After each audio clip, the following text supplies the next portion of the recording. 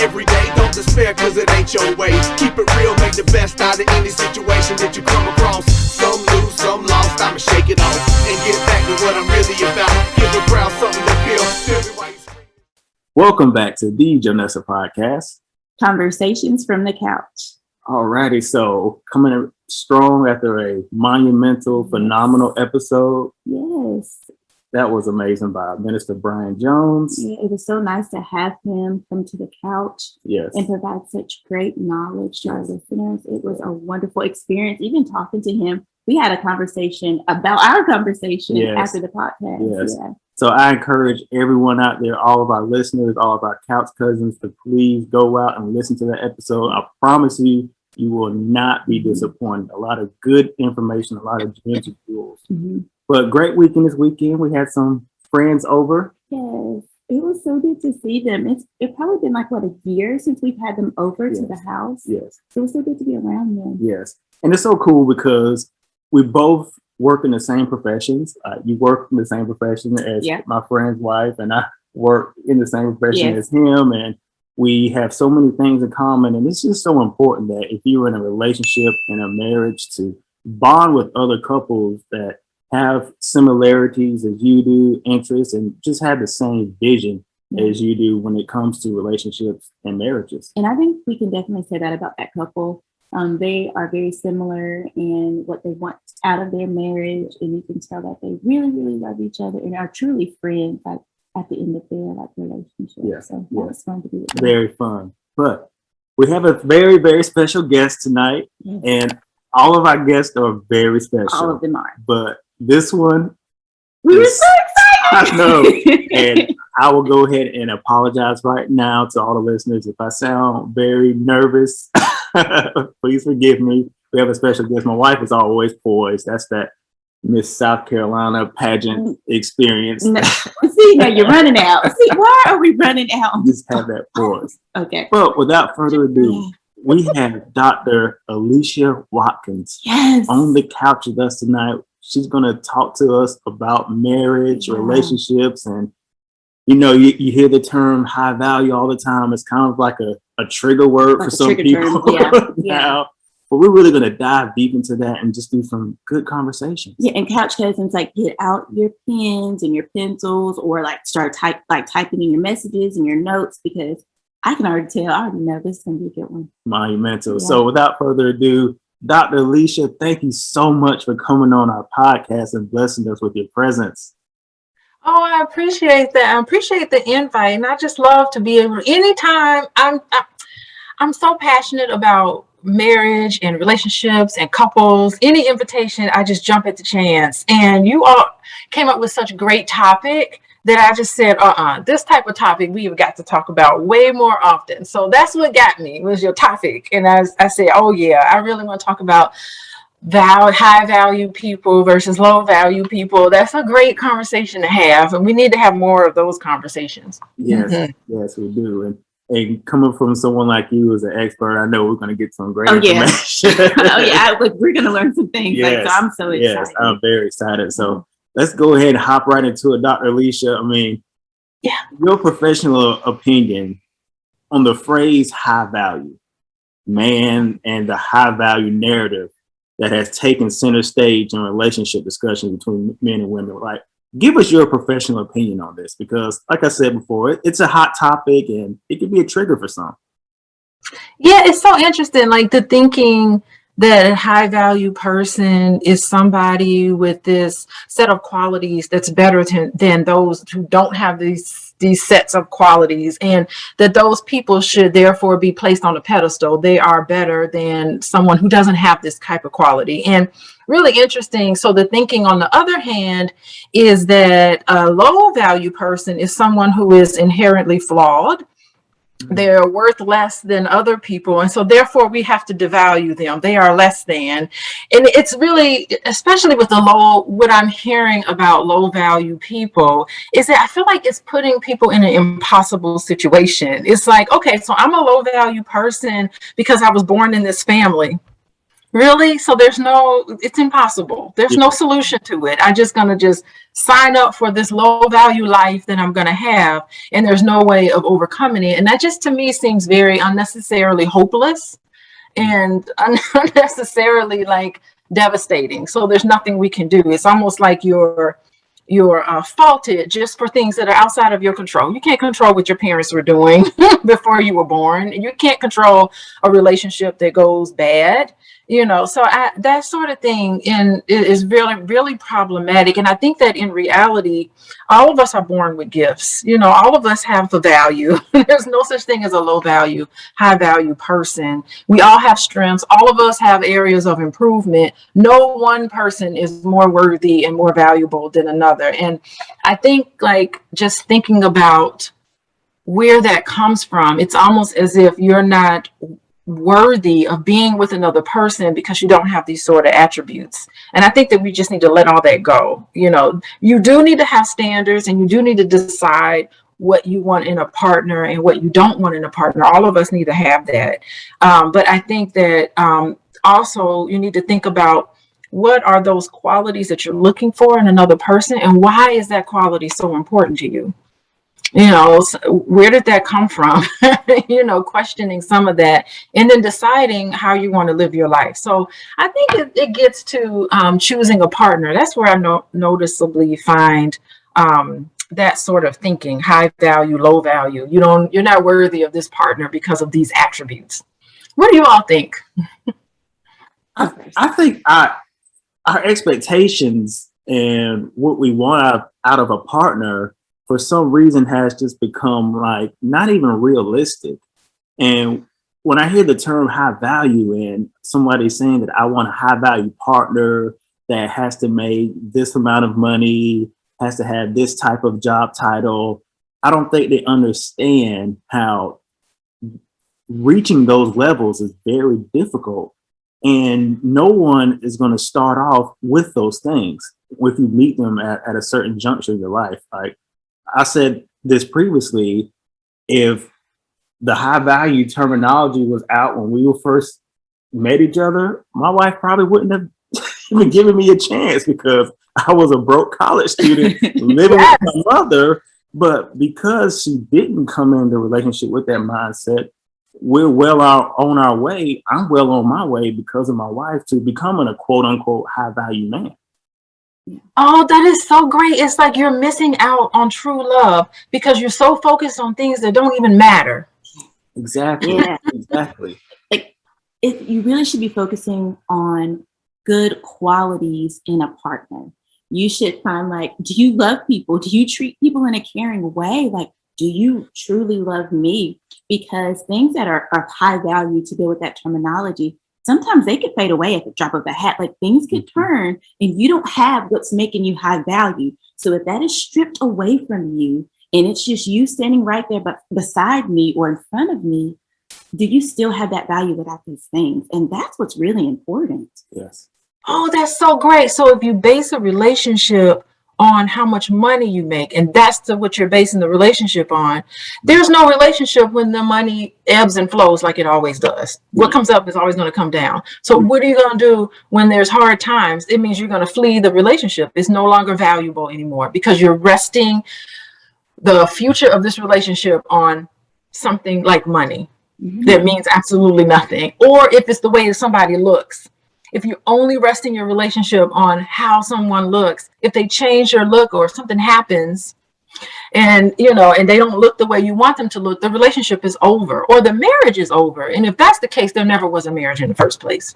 Exactly. Right. Exactly. No foundation is not built on anything that's solid or worthwhile. And what's wrong with building towards something collectively? Like I said before, like my wife and I, we started off like we were very low value. Together. It was a collective effort. I was more low value, but she elevated me, made me better. But the journey that we've been on and where we're going, we appreciate it even more than if one person came in with everything and somebody quote unquote didn't come in with the things that person was seeking. I think there's something special about building and creating something. And I think a lot of, especially the younger people who are following this narrative, they're missing out on that journey, and it's very sad.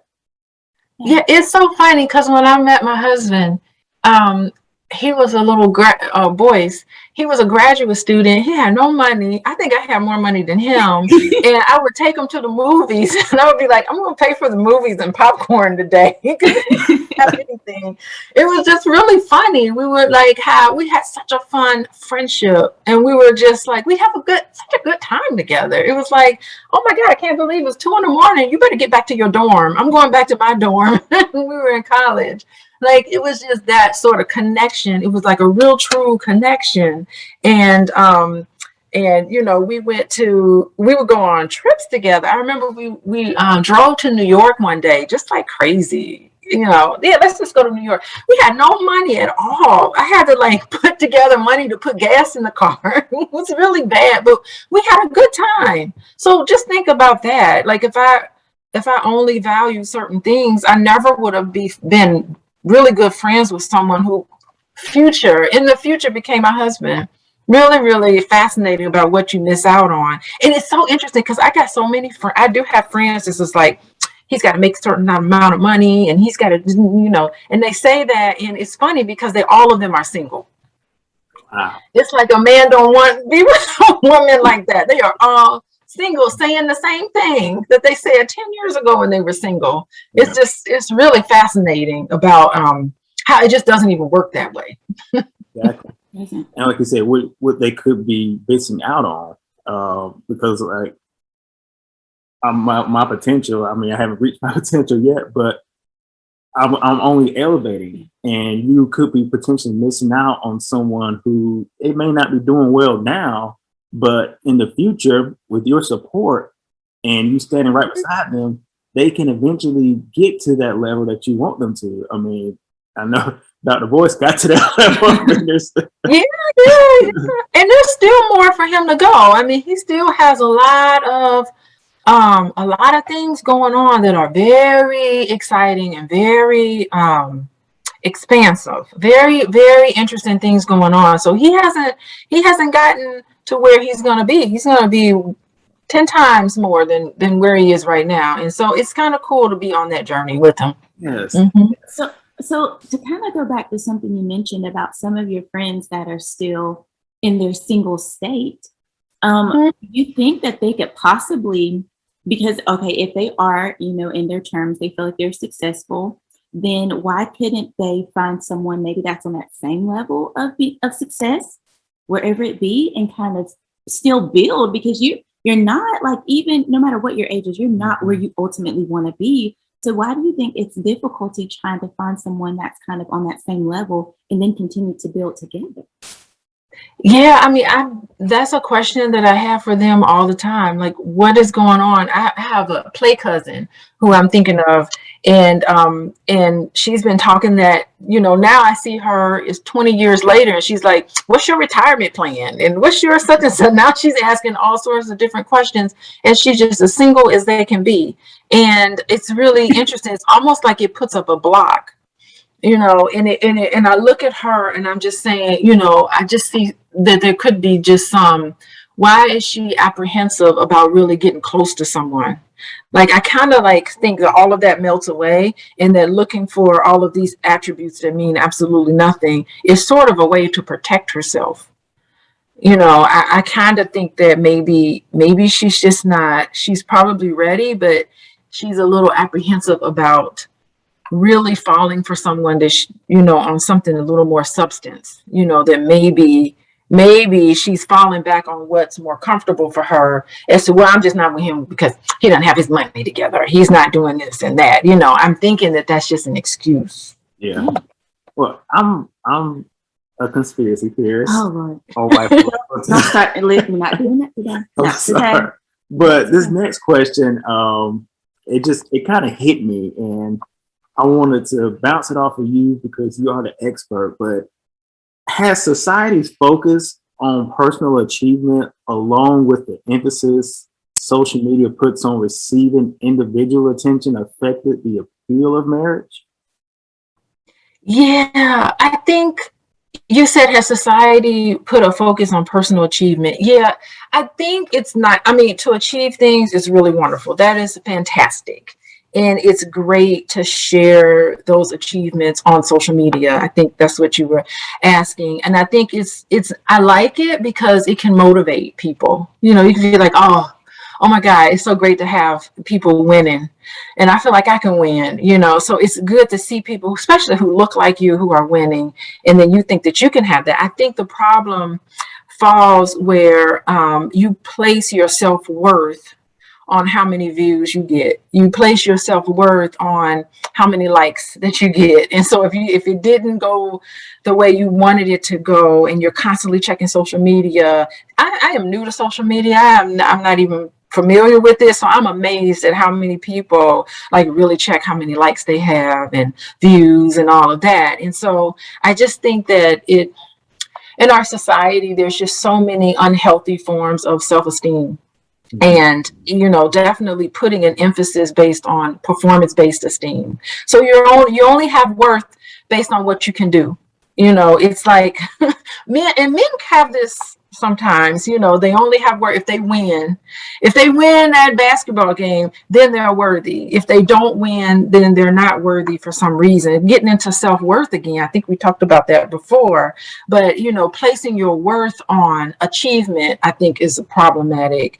Also, you know, a lot of women, like, we place our worth on how somebody likes us. If someone likes us, then we're worthy. If someone doesn't like us, then we're not worthy. I mean, you have to have that kind of internal sense of self-love and self-well-being, and to know that you are worthy. And you don't need to have all of this external validation, you know, to make sure that you are worthy. You know, just you have to know it. And I think a third thing is that we place so much emphasis on materialism and what we have. If, you know, I have worth because I have a fancy car.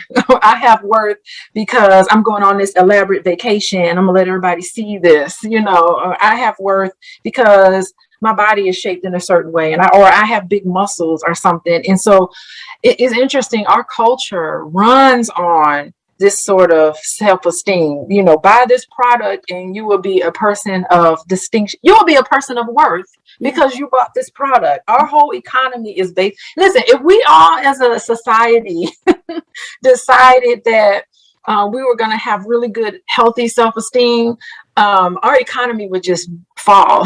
Like, no one would buy anything because you are enough. You don't have to have these things to be enough.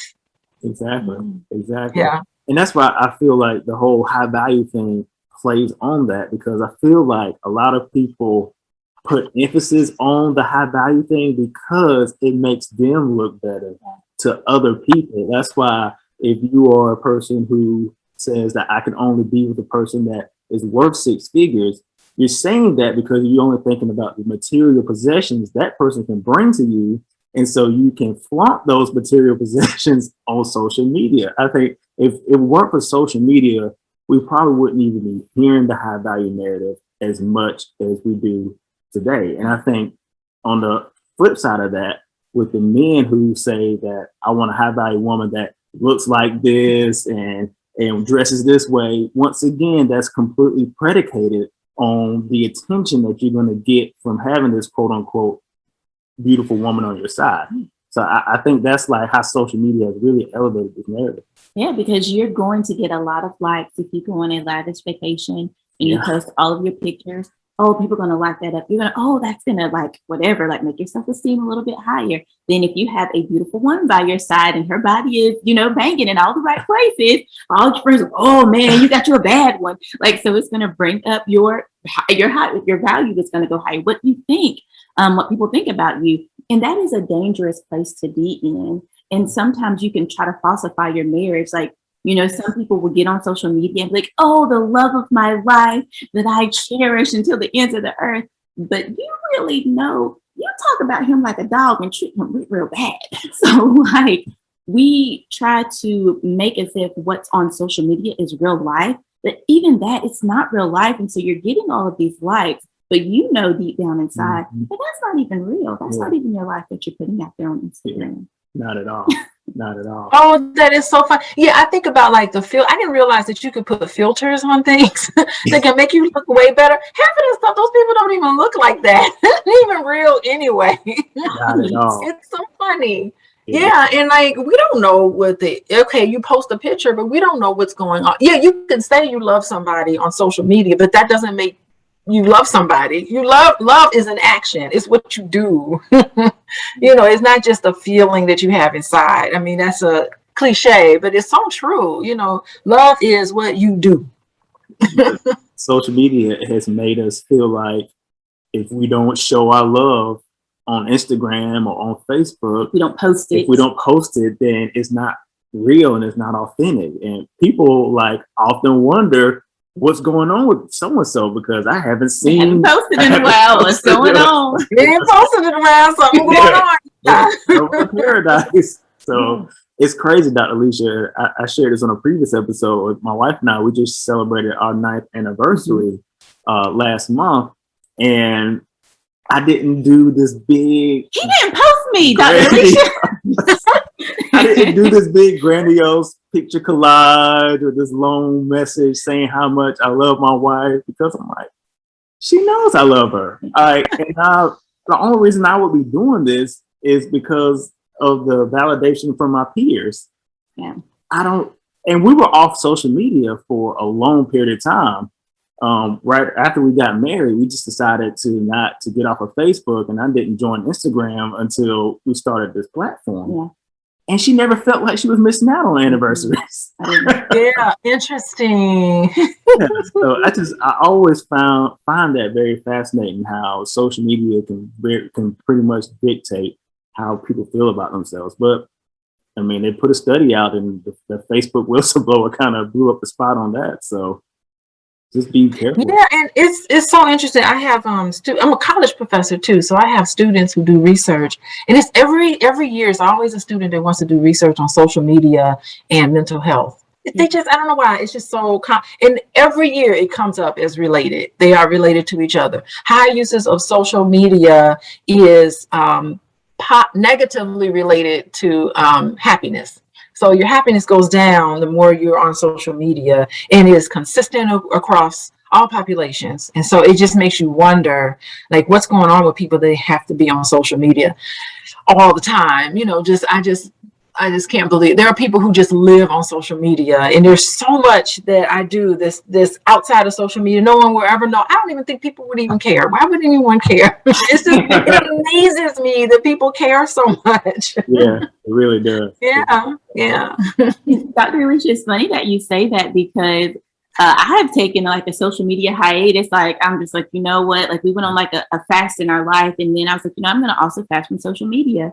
And so I've been off for I went off for a week, and I've been off for up to a month now. And I'm just like, I don't know when I'm getting back on. And the thing is, I really do feel happier. Like, I do.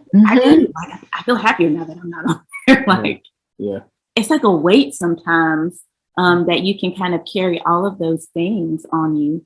So, but people, I will come back, but just not right now.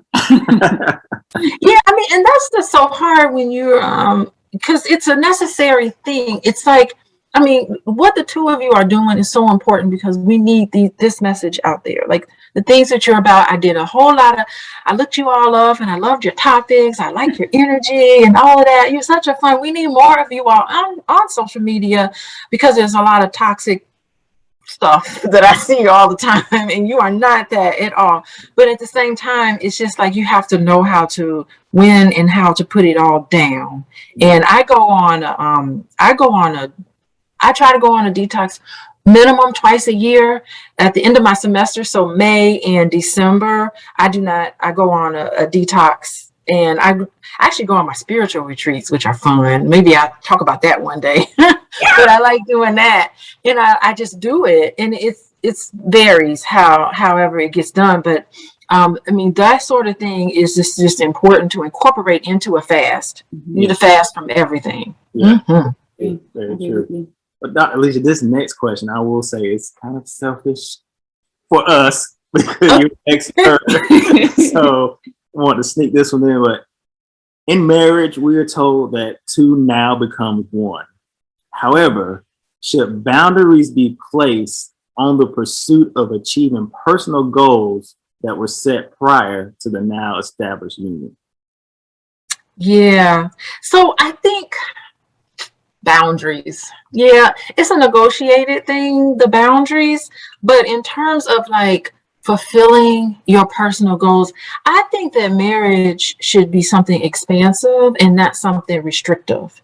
It really should be something liberating and not limiting in any way. So becoming one means you see the other person as they really are, and you accept their aspirations and their dreams, and because you understand them and you understand that they need to pursue this. So in that love, when we talked about love, part of loving your spouse is providing support for the things that they're passionate about. So, marriage should be freedom, believe it or not. Like, it's, if you think about it, that's what real love is, because love, it should be freedom, and it should be peaceful, and it should be respectful.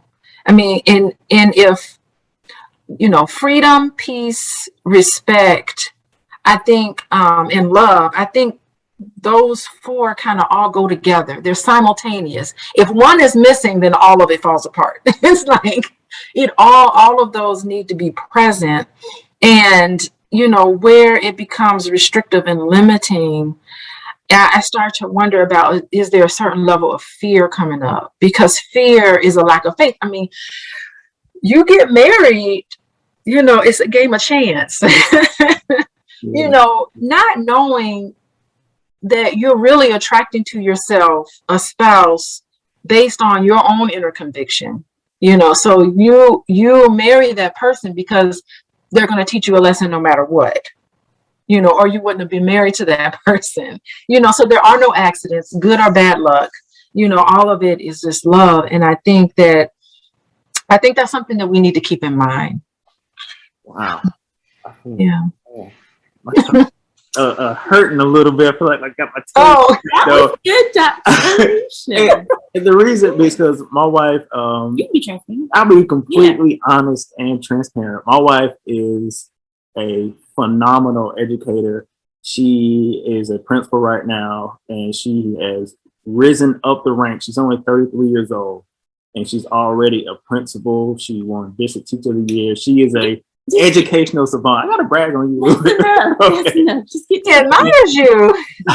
Her mindset, I always say this, her mindset, I compare it to Michael Jordan, and me asking her to kind of bring in the reins a little bit on her just veracity on education would be the equivalent of Michael Jordan's spouse telling him that you need to calm it down a little bit on the basketball court and put more focus on your family.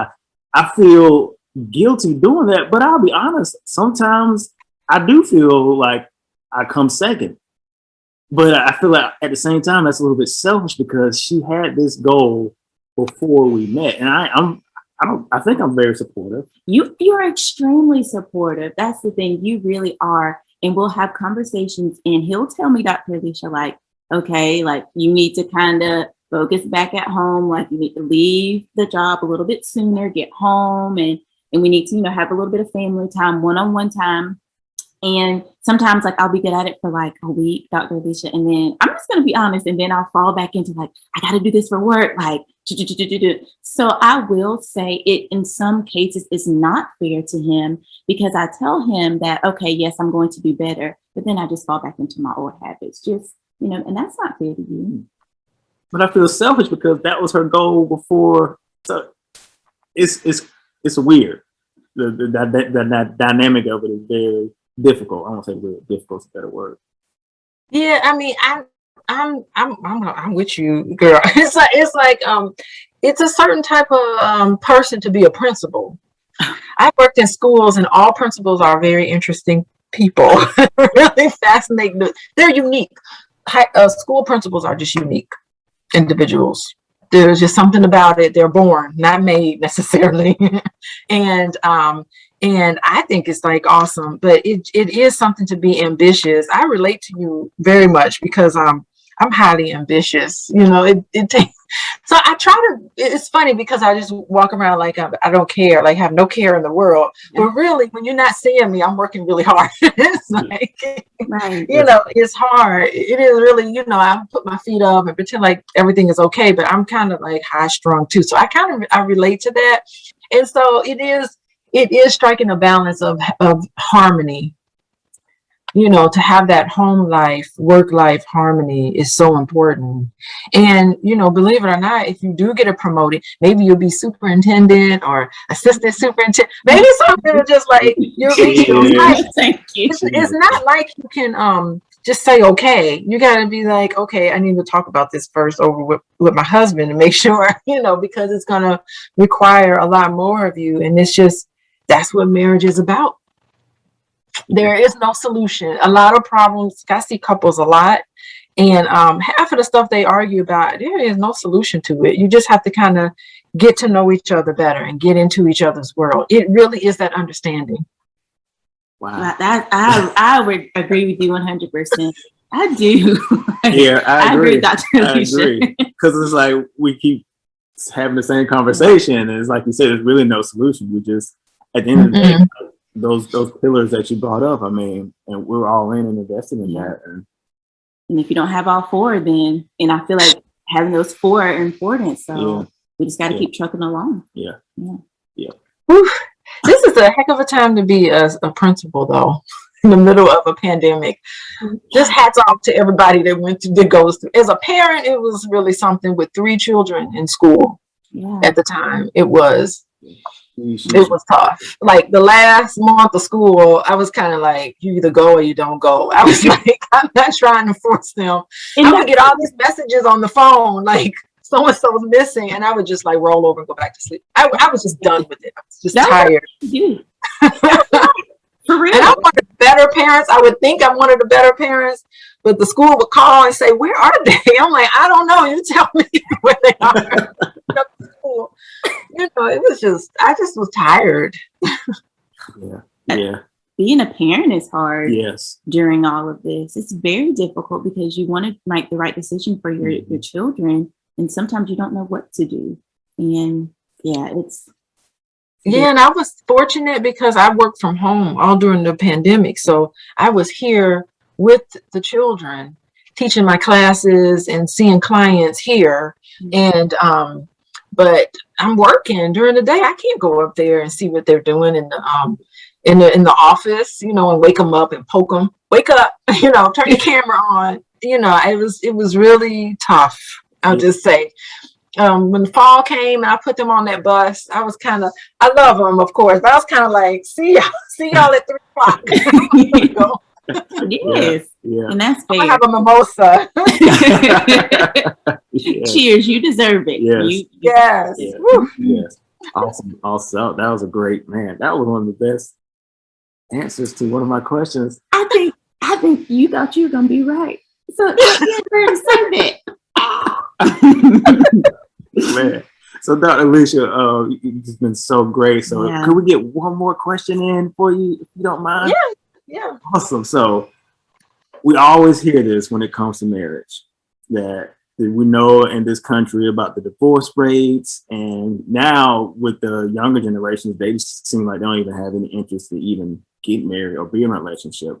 But in your professional opinion, when it comes to the lack of financial stability versus the lack of intimacy, which is more harmful in a marriage? I'd have to say, well, of course, I'm going to always say intimacy, I think, is a necessary ingredient. You know, where financial stability is nice to have in a marriage. But I know so many couples who get divorced and they have plenty of money. Wow. Between the two of them, and they didn't have the intimacy. Just wasn't there. So, you know, and I don't know a single couple who's ended their marriage solely due to finances. I mean, I think when the intimacy is strong, I've seen couples rally through difficult situations because they had to fall back on the fact that they loved each other and they were emotionally connected to each other and all of that. And that's what gets them through like this financial crutch. it's, you know, if they did not have that level of intimacy, the financial issues probably just would have been one of many things that set them over and probably would have ended the relationship. So I do think that that probably intimacy is just always critical and always necessary. Financial stability is nice to have, but you know, that's going to ebb and flow too. You know, sometimes things can get a little shaky. I mean, just think about people who, you know, your car breaks down and you got $2,000. That happened to me one time.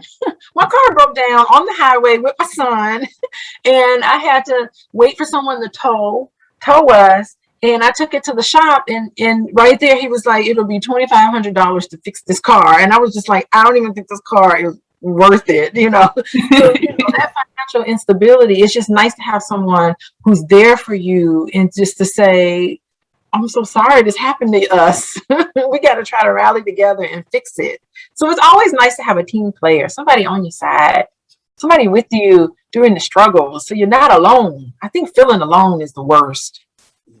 It's so crazy you said that, because I was reflecting on our marriage, and at the beginning of our marriage, she was a teacher, I was just a counselor at that point in our marriage, and we didn't have a whole lot of money, but we never thought about like how much money we didn't have at the time, because we were just so happy and love and just supportive, and like you said, just knowing that I had someone in the trenches with me to eat tilapia with every night. I didn't even have tilapia come from. I was eating tilapia every night. I'm like, this fish just showed up all of a sudden. Inexpensive, so we're gonna eat it. When we got fish, he didn't even his job had ended. So, and we were on a second year teacher salary. You couldn't tell us anything. Like, we were like, could not tell. You can't tell anything. You really can't. That's so romantic. I just think that's so romantic to me. My job ended on November, goodness, September the 1st, and we got married on September the 15th. Oh my good. Well, there we go. That was the test. Yeah. So I 9 years later, look at you all. So I agree. Intimacy. I agree. Yeah. Intimacy is definitely. And I think those are things that really probably need to be discussed up front. Yeah, because people discuss financial goals. You often hear about that just in like on movies and things like that. You see on the movie, the dad asks the daughter, "What does he do for a living?" And just like cliche things like that. We often discuss that, but you never hear the intimacy or the romantic side of the marriage being discussed. How important that is to keep that up. So I'm glad that you said that, Dr. Alicia. I thought you were going to say financial stability was more important, because that's all that you hear. But you're a man, so that's what you think. Plus your bones. That is so true. Men feel like if they don't have their money right, that they shouldn't even be married. Why am I even here if I don't have no money? There's no other value you can bring to the family other than money. That's so true. I hear it. Oh, not Alicia. Oh my goodness. This has been so wonderful. So hopefully we didn't disappoint you coming on our podcast. Hopefully it was wonderful to have you on and share your information. And it's not only applicable to just like marriage, but just in relationships in general, the information that you've shared with us. Yes, awesome. Dr. Alicia, you mind leaving your information for our audience just in case they want to get in contact with you or they can catch me at Coaching with Dr. Alicia, Coaching with Dr. Alicia, Alicia, and you can find me there. You just type it in. That's my website, and it's also my contact information on Instagram. I just opened an Instagram account in, I think it was like March, so I'm new to Instagram too, and so it's a lot of good information on there, and I try to have good elevated conversations I'm trying to do. And and I'm all excited because in 2.5 weeks I'm going to be at the All Black National Convention with Alicia Watkins. We're going to have some fun. We're doing all new stuff this year, and it's real exciting. And we're going to have a track on relationships.